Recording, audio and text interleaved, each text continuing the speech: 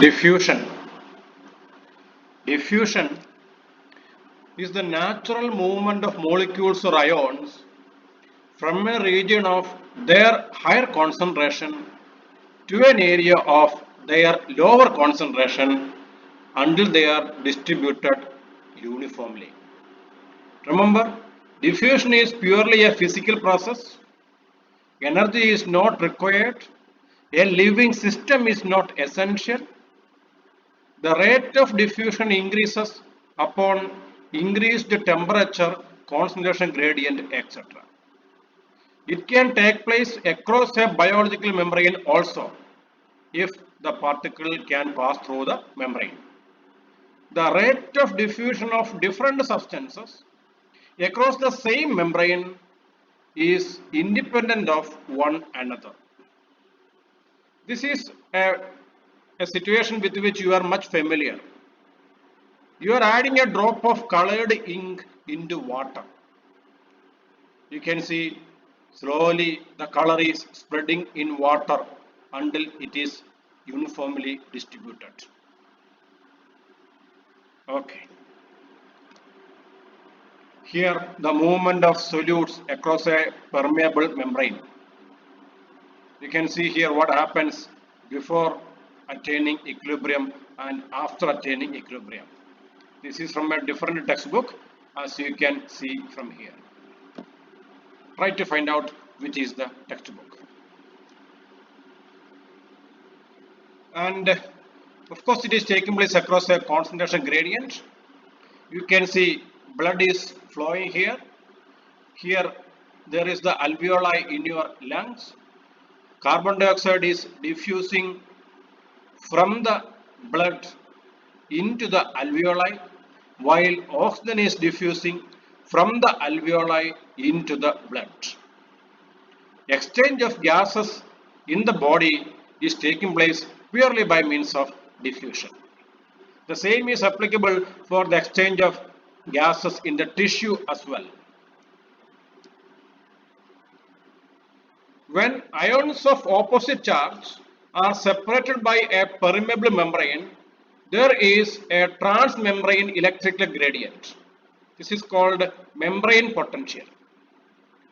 This membrane potential produces a force opposing the ion movements that increases that membrane potential and driving ion movements that reduce the membrane potential.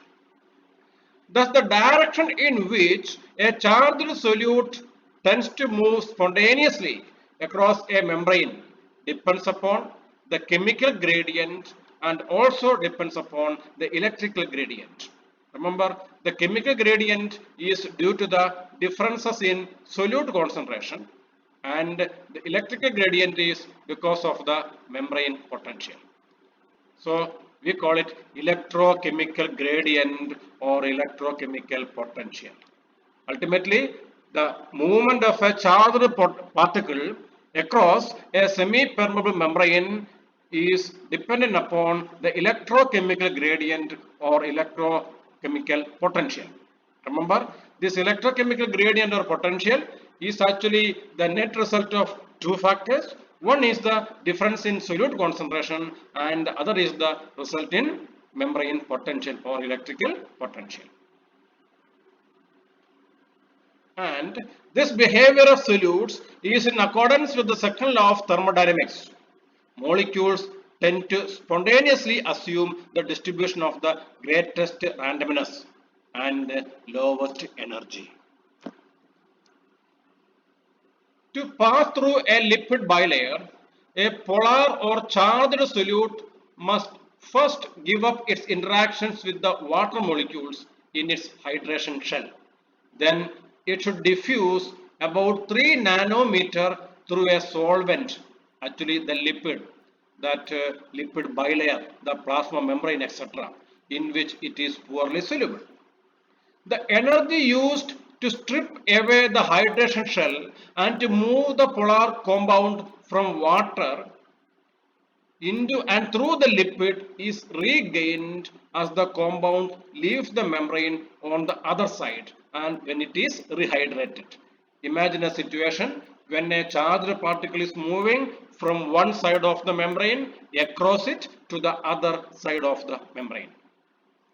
However, the intermediate stage of transmembrane passage is a high energy state, which means when the membrane is passing when the particle is passing right across the membrane, it is actually a high energy state. An activation barrier must be overcome to reach this intermediate stage.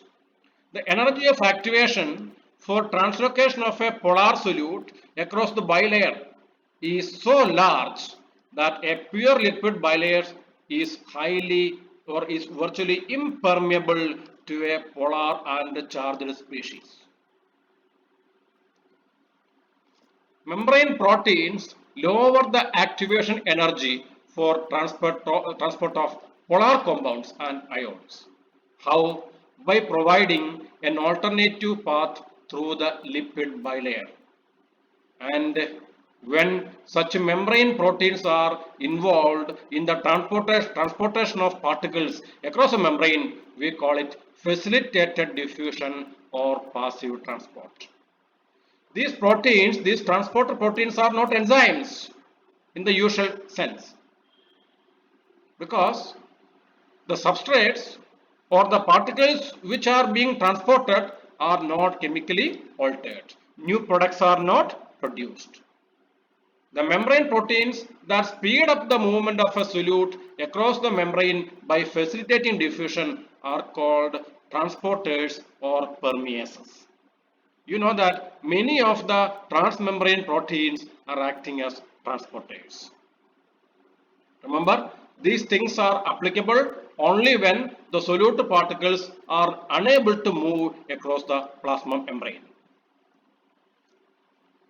Transporters bind their substrates with stereochemical specificity through multiple weak and non-covalent interactions. What does it mean, stereochemical specificity? Every substrate or every molecule to be transported cannot bind with any transporter molecule. The transporter is highly specific and highly selective with respect to the molecule being transported. The negative free energy change associated with these weak interactions, G binding, counterbalances the positive free energy change that accompanies the loss of the water of hydration from the substrate, G hydration, thereby lowering the activation energy for the transmembrane passage. Transporters span the lipid bilayer several times, forming a transmembrane channel lined with hydrophilic amino acid side chains. We will see it in another slide. The channel provides an alternate path for a specific substrate to move across the lipid bilayer without its having to dissolve in the bilayer, further lowering the activation energy. So without dissolving in the lipid bilayer, the molecule can be transported across the membrane. See here, this is the lipid bilayer. This is the situation A, before the movement of the solute. Situation B, what is happening during the movement. Situation A, this is the solute. It is hydrophilic in nature. It is surrounded by a lot of water molecule. We say it is hydrated. The solute is hydrated. It has to move across the membrane, but movement right across the membrane is practically impossible because of the high energy associated with it. So what happens when there is a transmembrane protein available here? You see here, this is the protein. The protein is providing virtually a tunnel. A tunnel is provided there. The inner sides of the tunnel are lined with hydrophilic particles. That means amino acids. So the particle can now easily pass across the membrane to the other side. Here in this graph, you can see the free energy change. You see the red line is indicating the diffusion without a transporter.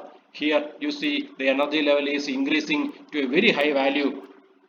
while the same molecule is being transported using a carrier protein, a transmembrane transporter protein. You see there is an increased energy level, but it is too little compared with the transport without a transporter protein. Okay, so don't forget this picture. This is the theory of facilitated diffusion. That is what we found here. Of course, ATP is not utilized here. This also is taking place from the region of higher water potential, higher concentration of the solute to the region of lower concentration of the solute, but the process is highly selective. A particular transporter can transport only a particular molecule. Every transporter cannot transport every solute molecule.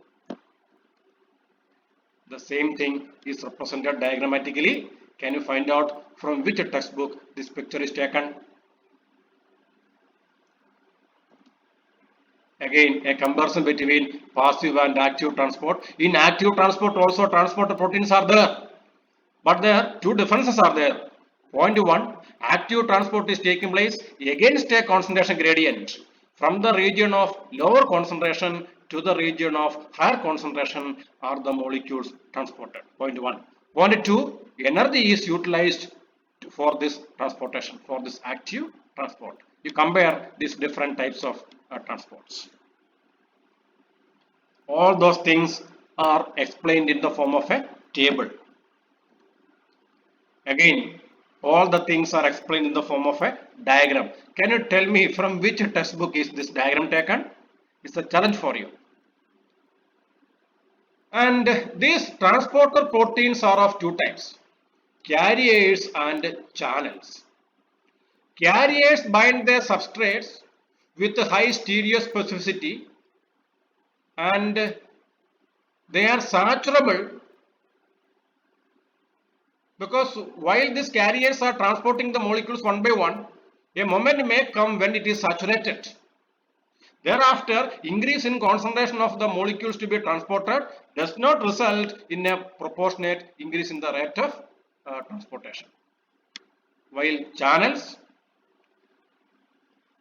they allow transmembrane movement at a rate several orders of magnitude compared to that of a typical carrier. It means channels can transport at a very high rate any membrane, any molecule it is transporting.